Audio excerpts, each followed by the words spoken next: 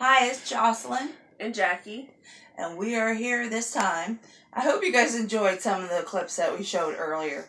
It's kind of like the bloopers that we went through, just to try to get some stuff done. You know how But we also have Thor and Jaden with us. Yes. Super cuties that love to cuddle. Yes. They are big lap dogs. So, this time I think we're going to talk about, like, some of the stuff that, we noticed at the beginning of our cancer and stuff that, made us go to the doctor. So. Okay, I'll start. Yes. So, a lot of people ask me how I found my tumor. Like I said before, I had a stage 3 high-grade pleomorphic sarcoma. And really, I was on a journey to lose weight. So I've been working out. I have been doing the ITG weight loss program. I lost 50 pounds. And I honestly thank God for that, because if I hadn't lost the weight, I wouldn't have found it as soon as I did. And I was shaving one day, and you're a woman, you're feeling your legs, you're like, did I get all the hair? I felt this little lump. I was like, oh, it's probably the ingrown hair. I ignored it at first, probably for about a month. It went from being just a little squishy lump to being more of a hard mass. I'm so bad. And so my husband and my sister were both getting on me about, you need to get it checked out. And I was like, okay. So I went in for a routine yearly to get my blood checked. And I mentioned to the doctor, I was like, hey, I have this lump in my leg. Can you check it out? And she's like, oh, okay, let me measure it. She's like, yeah, it's kind of big. Let's send you for ultrasound. I got the ultrasound done. You were pregnant, weren't you? What? You were pregnant, right? Yeah, kidding. Yeah, I have a tooth. I actually had a hysterectomy, so that was not going to happen. So we went and got the ultrasound. The results came back, and there was a mass. Obviously, it was just ultrasound. They didn't know what it was. They wanted to send me to a general surgeon.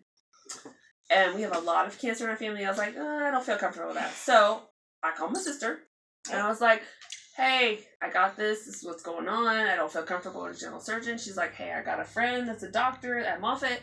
Give me your report. So I sent it to her. She sent it to him. He was like, yeah, she needs to call Moffitt. So I did. I sent it to Moffitt. They're like, send us the report. We can't see you until we see the report. I sent it to them. I believe it was on a Tuesday afternoon. So fast. Yeah, I sent it to them on Tuesday afternoon. It was like 4 o'clock. The next day, maybe 9:30 in the morning, they called me back.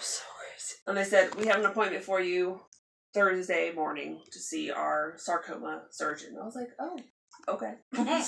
Yeah, because we didn't think you would be able to get in at first. No. Because you didn't have that diagnosis. Yeah. So they got me in right away. Obviously, the ultrasound report was a little alarming to them. So I was scheduled to see a sarcoma surgeon.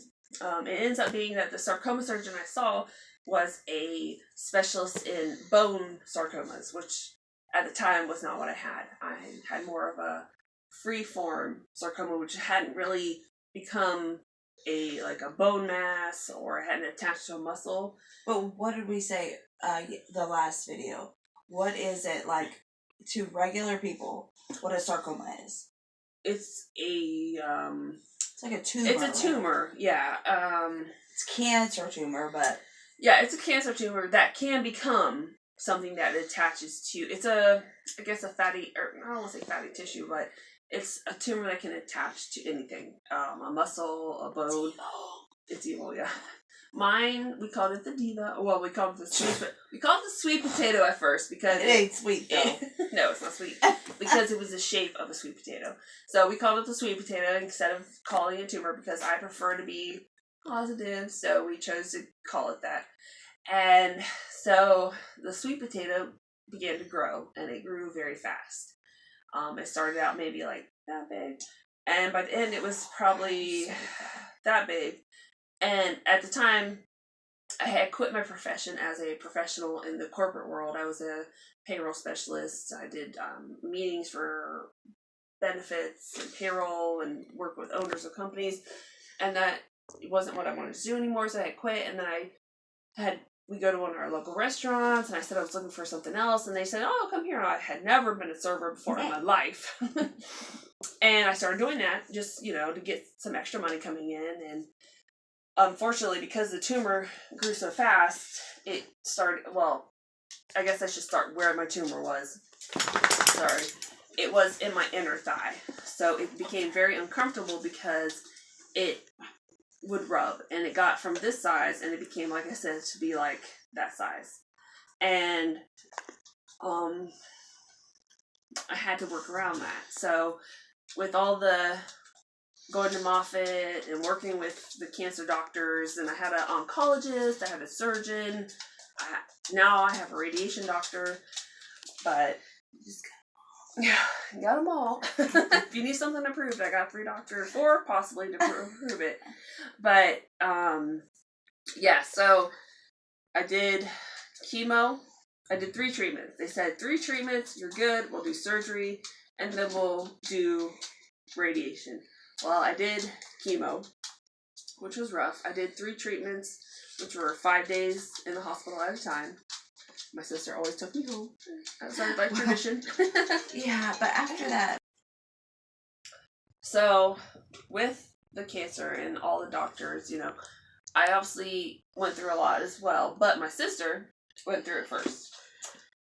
Hers, how many years? So, but this one is going to be kind of about things that you could, how kind of we notice stuff and how. Yeah. So, like, when you get a mole removed, you don't go to the tanning bed right after. That is not what happened. Okay. So, I was 24, and I had tanned my entire life.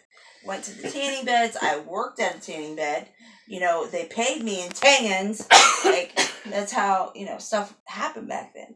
I'm a redhead. I have moles. I have freckles. It's just kind of like common.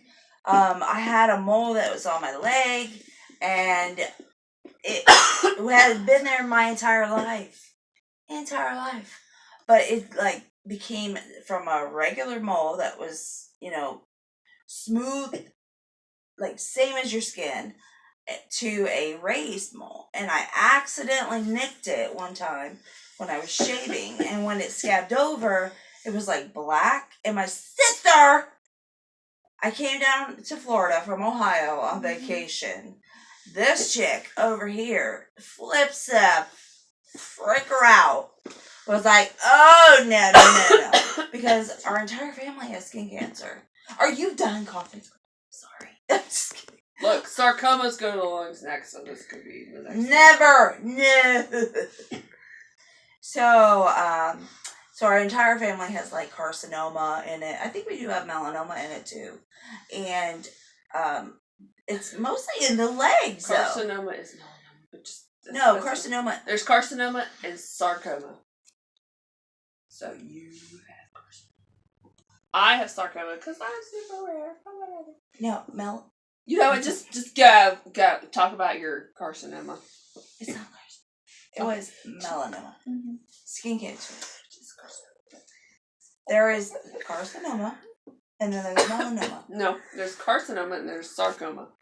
There's 2 types of cancer. Oh, well, no. Sarcoma is what you have. Yes, and you have a carcinoma, which is melanoma. No. You know what? Pause this. We're gonna